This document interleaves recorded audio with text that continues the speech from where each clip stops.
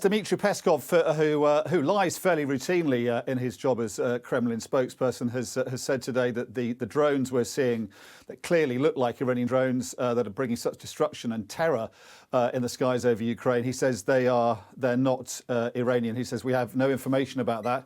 He says that Russia is using Russian hardware with Russian names, and the Iranians also are denying they're supplying these drones, whereas the Ministry of Defence and Western intelligence agencies and other observers are in no doubt at all that what we're seeing over Ukraine is the Shahed 136 being deployed, that the Russians have either bought or been supplied by the Iranians, and this is what's called a loitering munition, which means it can fly around for a while, for a few hours or so, I think, and then choose a target and then come down and blow it up. And what we've seen from the videos of these attacks over the last 24 to 48 hours is that they can cause massive explosions.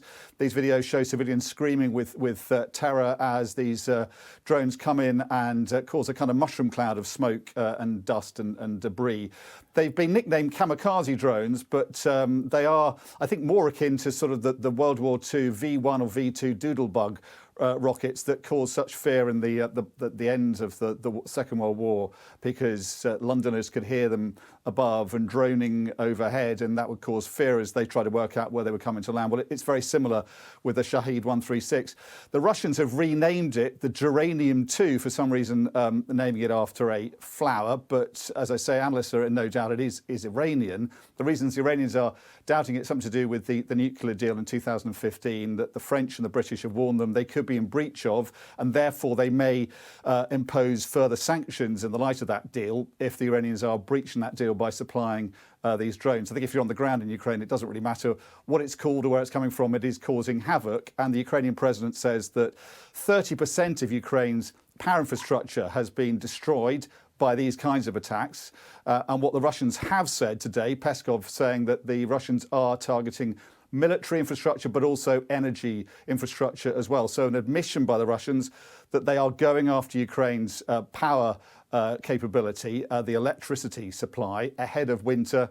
And I think the suspicion is that having failed militarily so far, they are trying to bomb the Ukrainians into submission by freezing them effectively ahead of winter. If a third of their power supply has already been destroyed, according to the Ukrainians, then that could be fairly disastrous for Ukrainians if a lot more of it is destroyed in the coming weeks. But the Russians are admitting that they are attacking these effectively civilian facilities, saying that's part of their special military operation. Peskov also said today that the areas of the east of Ukraine that Russia has illegally annexed, an annexation not recognised by anyone else, and that was condemned by overwhelming majority in the United Nations. He says those lands are regarded now as an inalienable part of Russia and fall under the protection of Russia's nuclear umbrella. Now, we have heard other officials, the Foreign Minister Sergei Lavrov, saying that the rhetoric around the nuclear threat has been overheated and should be toned down. He said that in recent days.